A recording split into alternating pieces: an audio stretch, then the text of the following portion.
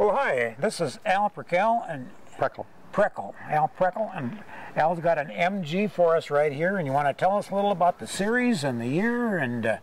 Well, this is a 1960, and it's an MGA, and it's a Roadster, and I bought it, and actually it was dumped in my lap in 1984. Okay. And it was, if you can imagine the worst basket case, it's worse than that. There was no engine, there was no transmission. The front clip was cut with a hacksaw and folded under. The guy was going to put a V8 engine in there. He cut cross members out in the frame, so I ended up getting a new front, or a different front clip and a different frame. And it sat in my garage for till about 7 years ago, and then I started restoring it. And lo and behold, I had every possible problem there was to have with a car. It sounds like it. And English cars are bad to begin with.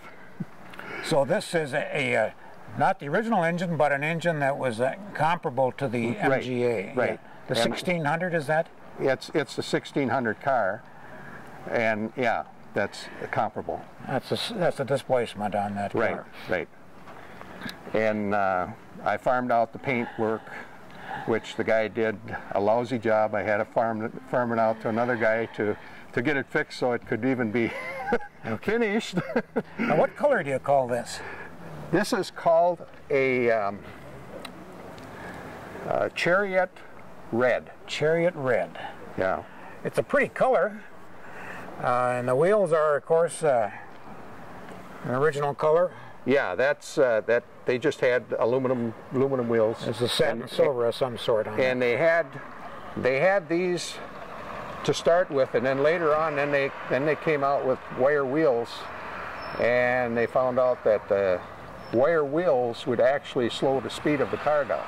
Really? So they could top speed with disc wheels faster than they could with.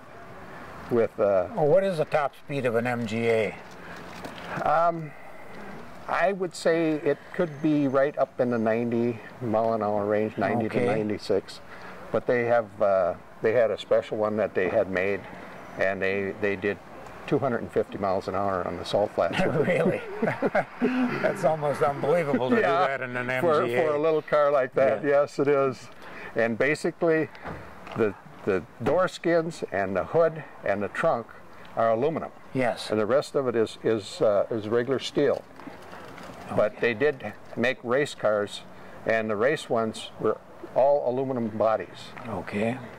So, and I did the seats.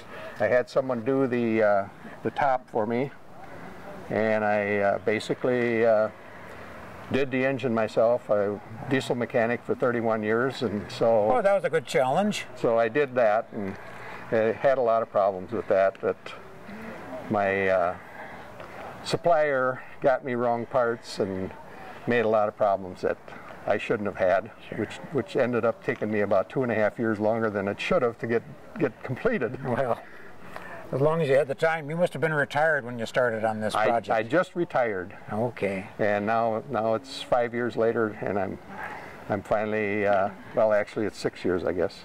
Well, you got to be real proud of this project. Well, I am, but my wife never did like the car. Oh. And she doesn't like it to this day, and I have a 58 retractable sitting back here, which she just loves. And that's in original condition, and it's got 55,000 miles on it. But this is a pretty car. This is a fun car. It is. It's a real good sport car. Okay. Well, we want to thank you for showing us this today, Al. You bet.